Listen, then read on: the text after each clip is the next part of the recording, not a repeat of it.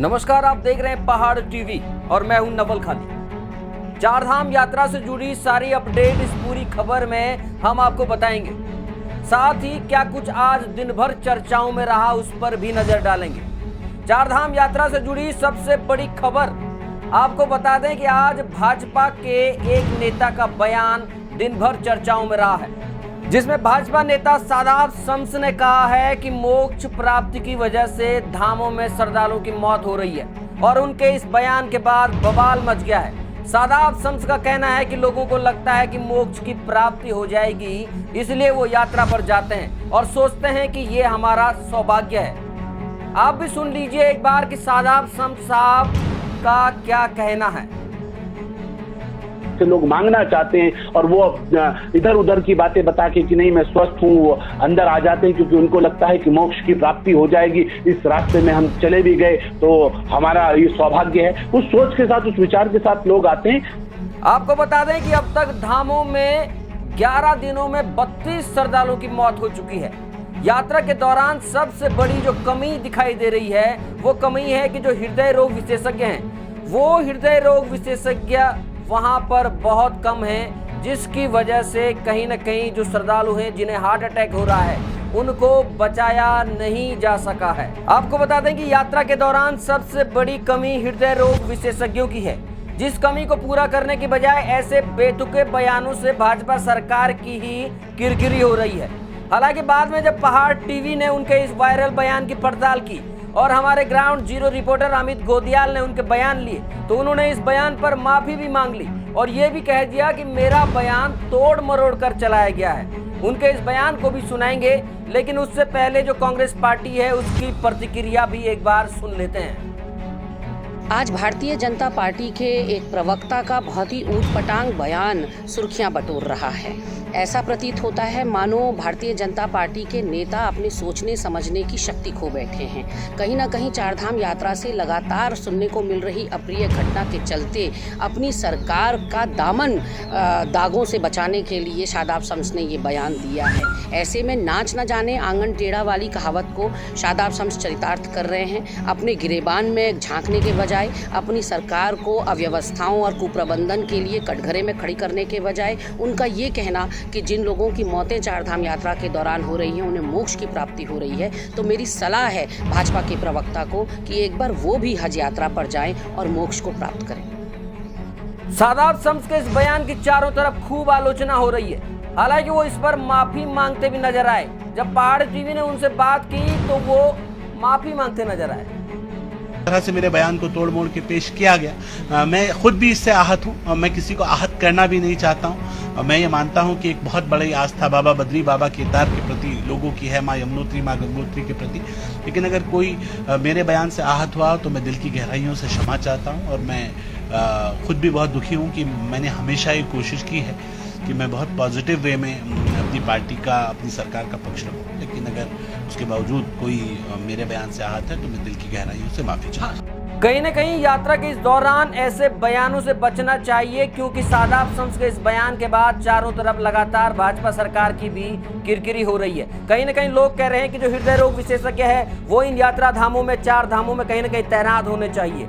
लेकिन आपको बता दें, इसके साथ ही आज की जुड़ी एक और बड़ी खबर है, और बड़ी खबर है देहरादून के मेयर सुनील उनियाल गामा को लेकर, क्योंकि आज दिन भर में सुनील उनियाल गामा भी खूब चर्चाओं में रहे, उन पर भी खूब टिप्पणियां हुई।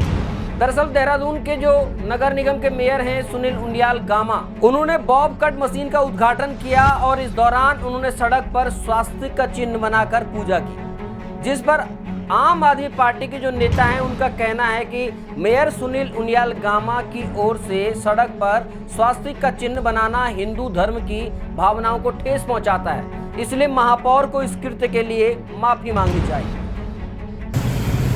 आज जिस तरह से नगर निगम देहरादून के महापौर उनियाल गामा जी ने जो हरकत यहाँ पर करी है, जिस तरह से स्वास्तिक का निशान सड़क पर बना दिया गया, हम हिंदुओं की जो आस्था है उस पर एक बड़ा कुठाराघात है।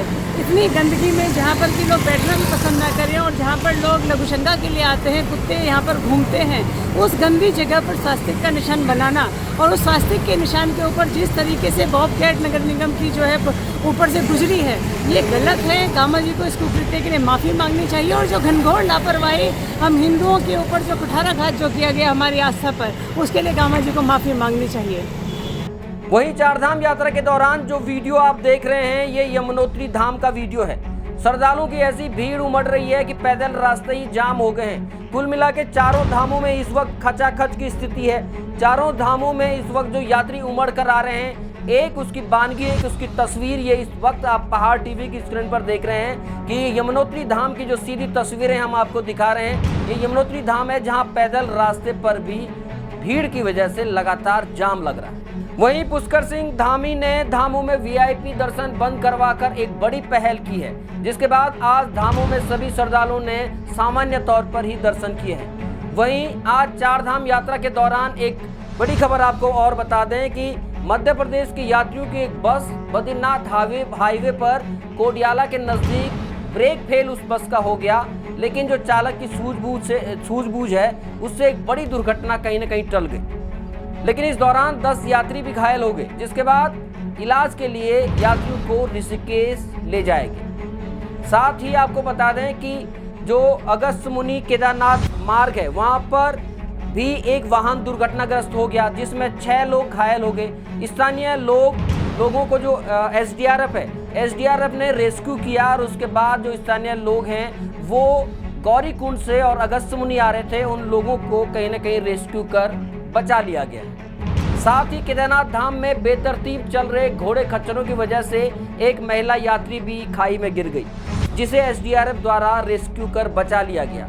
आपको बता दें कि जो केदारनाथ मार्ग है, वहां पर जो बेतरतीब तरीके से जो घोड़े खच्चर चल रहे हैं, उससे भी कहीं न कहीं यात्रियों को परेशानी हो रही है और ऐसे में यात्रियों पर कई बार धक्के भी लग रहे हैं और जिस वजह से आज एक महिला यात्री खाई में गिर गई। वहीं पुलिस प्रशासन भी लगातार श्रद्धालुओं की लगातार मदद करता नजर आ रहा है। कई श्रद्धालुओं को पानी पिलाते हुए पुलिस के जवान नजर आ रहे हैं, तो कहीं वृद्धजनों को गोद में उठाकर दर्शन करवाते भी नजर आ रहे हैं। वहीं जो एसडीआरएफ के आईजी हैं, आईपीएस अधिकारी हैं जो पुष्पक ज्योति, उनका कहना है कि यात्रा शुरू होने से पहले आवश्यक बातों का ध्यान रखना भी बेहद जरूरी है। भाइयों और बहनों, उत्तराखंड में चारधाम यात्रा के लिए आपका स्वागत। लेकिन इसके लिए कुछ चीजें जरूरी हैं, उसका ध्यान जरूर रखिएगा। जैसे चलने के पहले अपना रजिस्ट्रेशन जरूर कराएं। दूसरा, आप यदि कोविड-19 से ग्रसित रह चुके हैं तो डॉक्टर के पास जाकर अपना परीक्षण अवश्य कराएं और आवश्यक दवाएं साथ में जरूर लाएं। अगर आप बीपी, शुगर या किसी अन्य बीमारी से ग्रसित हैं तो उसकी दवाइयां और जीवन रक्षक दवाइयां अवश्य रखें। हो क्या रहा है कि आप 40 से 45 डिग्री से गर्मी से आ रहे हैं और एकदम ठंडे में ऊपर चढ़ जा रहे हैं, तो एक्लिमेटाइज आपकी बॉडी नहीं हो पा रही है और उससे आप बीमार हो सकते हैं। इसके लिए सलाह है कि 1 या 2 दिन जरूर रेस्ट लें मिडिल स्टेज पर, ताकि आपकी बॉडी एक्लिमेटाइज हो जाए, तदनुसार आपकी यात्रा सकुशल हो। और मेरी आपसे विनम्र प्रार्थना कि आप इन सब बातों का ध्यान रखेंगे तो सकुशल आएंगे, और सकुशल आएंगे आपकी यात्रा के लिए बहुत बहुत शुभकामनाएं। जय हिंद। कुल मिलाकर चारधाम यात्रा के दौरान अब व्यवस्थाएं धीरे धीरे ही सही लेकिन पटरी पर लौटती हुई नजर आ रही है।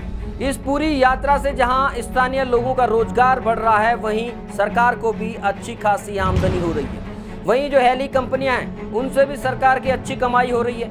आपको बता दें कि 3 रूट से चलाई जा रही है हेली जो सेवाएं हैं, उनसे रोजाना सरकार को 15 से 17 लाख रुपए तक का राजस्व लगभग मिल रहा है। उत्तराखंड सिविल एविएशन से मिली जानकारी के मुताबिक हर दिन तकरीबन 300 से लेकर के 350 यात्री हेली जो सेवा है उसके माध्यम से रोजाना केदारनाथ धाम पहुंच रहे हैं। केदारनाथ धाम में जो इस वक्त है वो सबसे ज़्यादा कठिन यात्रा मानी जाती है केदारनाथ धाम की। लेकिन इस दौरान जो रुद्रप्रयाग के डीएम हैं उन्होंने भी व्यवस्थाएं अपने हाथ में ले ली हैं और कहीं ना कहीं व्यवस्थाओं को सुधारने में वो भी जुटे हुए हैं। आपको बता दें कि यात्रा से जुड़ी जो हर छोटी बड़ी खबर है वो पहाड़ टीवी लगातार आपको देता रहेगा।